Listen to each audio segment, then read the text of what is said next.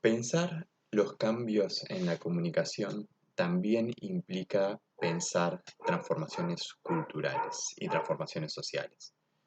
Este es el punto de partida sobre el cual piensa Jesús Martín Barbero, un académico español que hace muchos años vive en Colombia y cuya obra más conocida es de los medios a las mediaciones. Em, Su artículo se titula Hacia el habla social ampliada y plantea justamente que estamos viviendo una mutación cultural muy importante. Esta mutación cultural es la que hace que entren en crisis la sociedad y las instituciones de la modernidad, ¿no?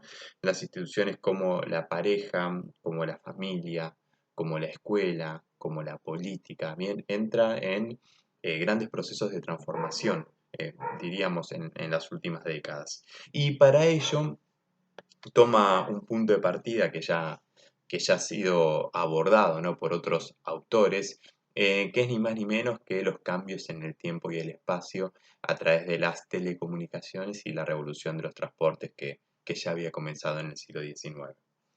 Em, en este sentido, pensar una mutación cultural también implica repensar el concepto de progreso. Em, el progreso es una noción moderna de la sociedad. El progreso también nos hace pensar desde un punto de vista teleológico la historia, ¿no? Sintiendo que la sociedad se encamina continuamente hacia el progreso, ¿no? Por más que haya algún que otro retroceso. Em, y la pregunta es si efectivamente el mundo occidental, que es en el cual nos encontramos, estamos encaminándonos hacia algo mejor. Em, ¿A qué me refiero con esto?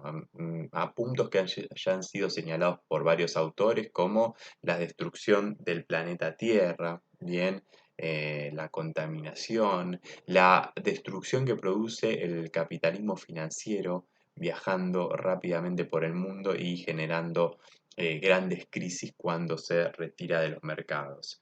Y para eso también él plantea la importancia que tiene un nuevo motor, que es la información genética, que hace que se pase, ¿no?, justamente a la sabiduría como nuevo modo de- de crecimiento, de progreso. Em, Va abordando diferentes conceptos, uno de ellos es el de la información. La información es dar forma y significa un modo de conocimiento, ¿no? Pensando en dar forma y pensando en un modo de conocimiento, él le da muchísima importancia al genoma humano, ¿no? Entonces, cuando hablamos de información, las transformaciones según él van por dos lados. Por un lado, por lo que es la información genética, bien, y por otro lado, lo que es la información social. Pensar la información social para él es fundamental porque con información social se refiere a toda esta información que los seres humanos, que las personas estamos entregando a los mecanismos de control, ¿bien? Y que tiene información sobre la vida, información sobre nuestros gustos, información sobre nuestras prácticas, información sobre nuestras actividades. Esta información social significa, según él, un cambio histórico radical.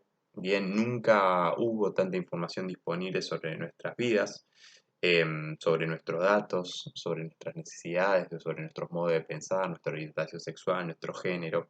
Digo, eso se entrega a las escuelas, se entrega a los hospitales, se entrega a la policía, a los estados, a las aplicaciones de los teléfonos, y se van constituyendo como mecanismos. Él habla de control, pero también, como hemos visto con el caso de Cambridge Analytica, pueden ser tomados por grandes empresas que buscan nuestra manipulación.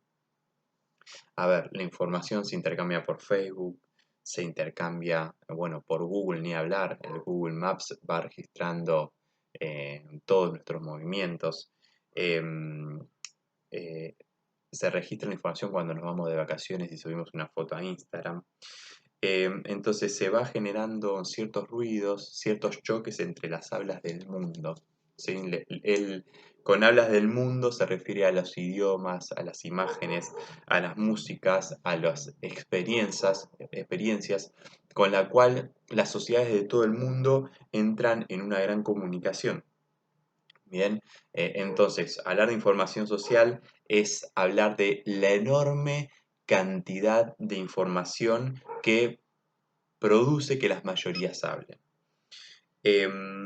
Entonces, de este modo, él dice, bueno, dejemos un poco de lado la palabra tecnología y pensemos cómo va transformando la sociedad, bien, a través de la información genética y a través de la información social que estamos dejando disponible a partir de un montón de plataformas. Entonces, pensar la comunicación, bien, en este contexto, es pensar la sociedad que habita la complejidad emocional y la complejidad sensible a través de estas hablas. Em, el vínculo entre educación y comunicación es muy importante. Em, existe aquí, y eso lo señala en otro texto, una competencia, ¿bien? Entre educación y comunicación, entre educación y medios de comunicación. Em, pero hay algo que va cambiando y que yo diría que ya lo ha señalado en algún momento Paulo Freire, y es un cambio también en el formato de la docencia, ¿no? Ya no es el profesor que sabe, bien como si fuera un ejército completamente vertical, sino que en estos contextos sabemos entre todos, ¿bien? Pablo Freire lo planteó de un modo bastante dulce, yo diría. Em, y para ir terminando, bien, con este artículo que es muy breve, em, en primer lugar, pensar a la crisis que atraviesan los medios, bien, señala, pero la crisis de medios como una institución sagrada, podríamos decir. La prensa escrita va perdiendo su rol central, la televisión y el cine tampoco ocupan el mismo lugar que ocupaban antes, ¿no? Con pérdidas de audiencias, pero sin embargo se mantiene y hasta se va constituyendo en sí misma lo que es la cultura audiovisual. Bien, esto me parece bastante interesante para pensar. Em, es más, Internet da lugar a que haya un mundo audiovisual en plena expansión, ¿sí? Los videos, podríamos decir, los podcasts, bien, me parece que son propios de un clima de época. Entonces, cuando se refiere a las hablas, bien, y cuando se refiere a habla social ampliada, está señalado que estamos viviendo un pasaje, ¿no? Un pasaje de que antes vivíamos en un mundo muy callado, en un mundo muy mudo, donde solamente pocas voces entraban en juego en la opinión pública.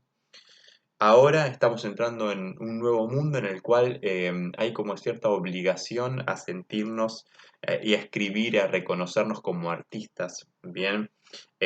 Hay como un nuevo estatuto de la creatividad, hay un nuevo estatuto, un nuevo ciudadano creador, bien, hay un concepto que él no lo utiliza, pero que sí existe, que es el concepto de prosumidor, bien, aquella persona que tiene la gratificación no en el consumo, sino en la producción de contenidos. Y estamos hablando de un habla social ampliada que va quedando fuera de lugar la autoridad y el poder.